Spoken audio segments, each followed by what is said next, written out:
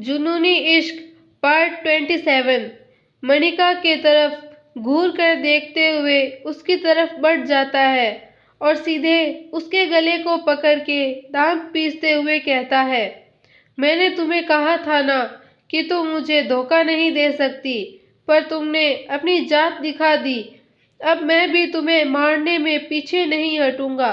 ऐसा कहकर के आरव अपने हाथ में लिया हुआ चांदी का खंजर मनिका के सीने में धंसाने लगता है। मनिका की हल्की सी चीख निकल जाती है। तभी दरवाजे पर दिव्या जी की आवाज आती है। मुंबई की मौसम आज फिर खराब लग रही थी।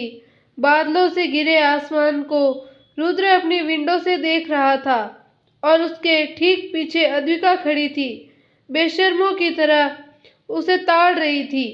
इस वक्त रुद्र के शरीर से हल्की भीनी भीनी मदहोश कर देने वाली खुशबू आ रही थी, जिसको सूंघते सूंघते अद्विका रुद्र के बिल्कुल करीब जा खड़ी हो गई थी।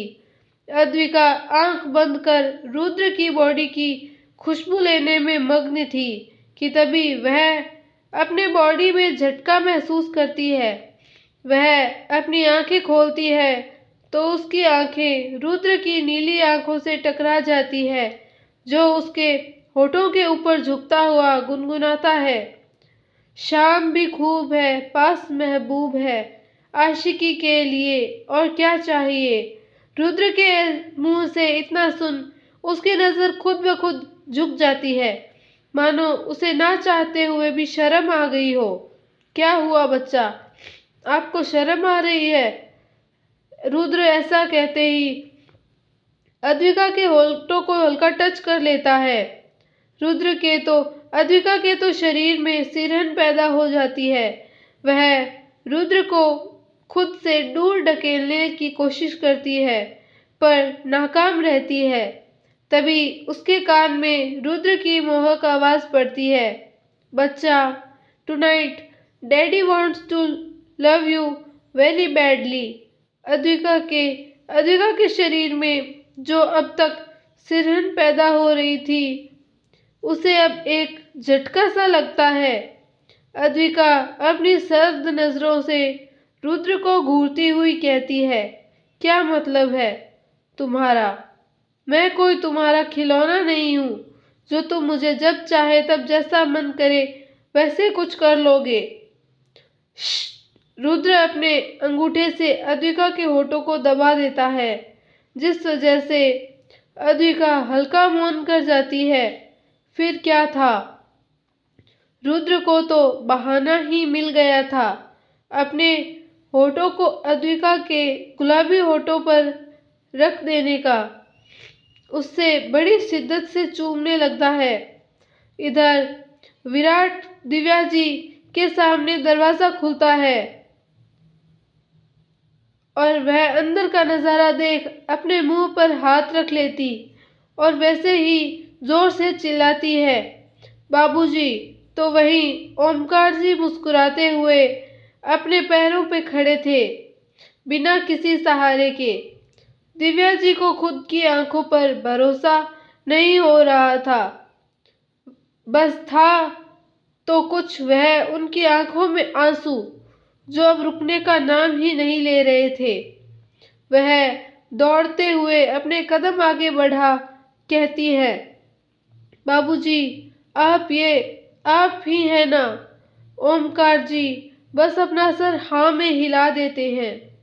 कुछ देर रोने के बाद दिव्या जी अपने ससुर के पास जा उनके पैरों को झुककर छू लेती हैं और फिर आरव की तरफ देखकर कहती हैं, ये सब क्या है आरव?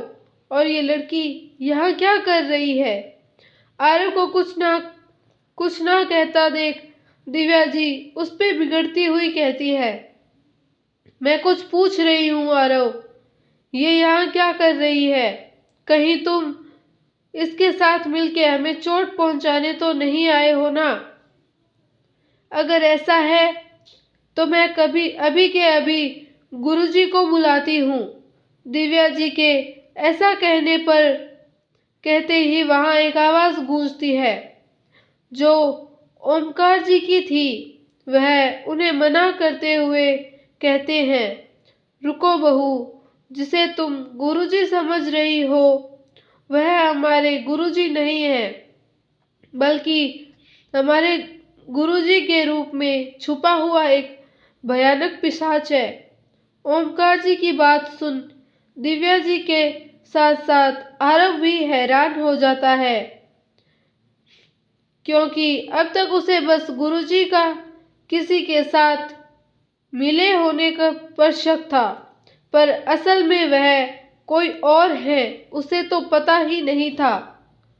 वहीं मुंबई में अब बारिश तेज हो गई थी और उसके साथ ही रुद्र और अद्विका की नजदीकियां भी। तो विराट विराट का कैबिन इस वक्त अखाड़ा बना हुआ था, जहां रितिका अपने छोटे छोटे मुक्के बना के विराट को मार रही थी।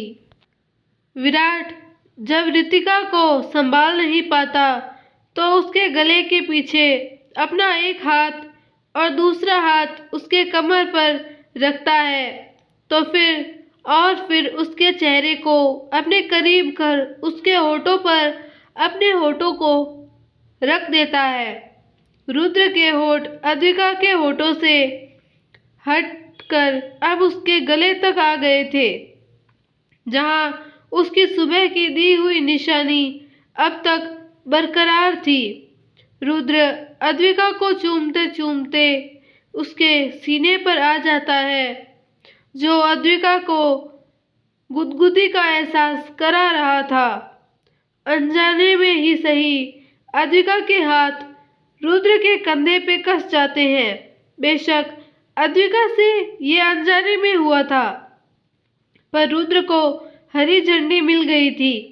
वह अपने दोनों हाथों को अद्विका के पीछे ले जा उसे वैसे ही उठा अपने कमर के इर्द गिर्द उसके पैरों को लपेट उसे अपने बड़े से टेबल पर ले जा बैठा देता है और उसके बाद अपना कोट निकाल फेंकते हुए कहता है, get ready for your sugar daddies love. Rudra Advika को पूरी तरह से टेबल पर लेटा देता है और उसके सीने पर अपना हाथ रख देता है। आसमान छूती डीबी कंपनी, जहां एक शख्स पूरी दुनिया को अपने